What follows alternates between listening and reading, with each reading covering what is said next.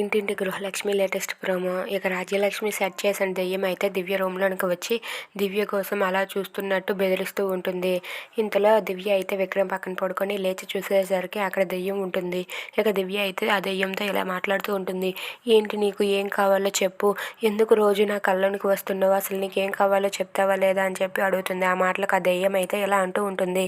నేనేం కావాలో చెప్తాను, నువ్వు చేస్తావా అంటే తప్పకుండా చేస్తాను చెప్పు అని చెప్పి అడుగుతూ ఉంటుంది. ఆ మాటలకు ఆ దెయ్యం అయితే ఇలా అంటుంది. నన్ను నీ భర్త చంపాడు కాబట్టి నీ భర్త కానీ లేకపోతే నువ్వు కానీ ఎవరో ఒకరు చనిపోవాలి. చనిపోతేనే నా ఆత్మ శాంతిస్తుంది. అప్పుడే నేను నీకు కనబడకుండా ఉంటాను. అయితే నీ భర్తను నువ్వు చంపేయి, లేదంటే నువ్వే చచ్చిపో అని చెప్పి అంటూ ఉంటుంది. ఆ మాటలకు దివ్య అయితే సరే అని చెప్పి నేనే చనిపోతానని చెప్పి బాధపడుతూ చనిపోవడానికి దివ్య అయితే వెళ్ళిపోతుంది. ఇంతలో విక్రమ్ అయితే లేచి చూసేసరికి పక్కన దివ్య లేకపోయేసరికి దివ్య దివ్య అంటూ ఇల్లు మొత్తం వెతుకుతూ ఉంటాడు. దివ్య ఎక్కడ కనిపించకపోయేసరికి బయటకు వెళ్ళి కూడా వెతుకుతాడు. అయినా సరే దివ్య కనిపించకుండా ఉంటుంది. ఇంతలో రాజ్యలక్ష్మి అలాగే వాళ్ళ తమ్ముడు అయితే అక్కడి నుండి అలా చూస్తూ ఉంటారు.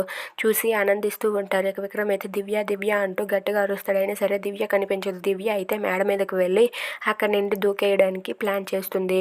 ఇక దివ్య అయితే ఆ దెయ్యం చెప్పినట్లుగా చనిపోవడానికి సిద్ధమవుతుంది. ఇక రాజ్యలక్ష్మి అలాగే వాళ్ళ తమ్ముడు చాటుగా చూస్తూ చాలా హ్యాపీగా ఫీల్ అవుతూ ఎస్ మనం అనుకున్నదే జరుగుతుందని చెప్పి అనుకుంటూ ఉంటారు. ఇక దివ్యని అయితే విక్రమ్ కాపాడగలడా? మీకు నచ్చినట్లయితే లైక్ చేయండి, షేర్ చేయండి, సబ్స్క్రైబ్ చేసుకోండి.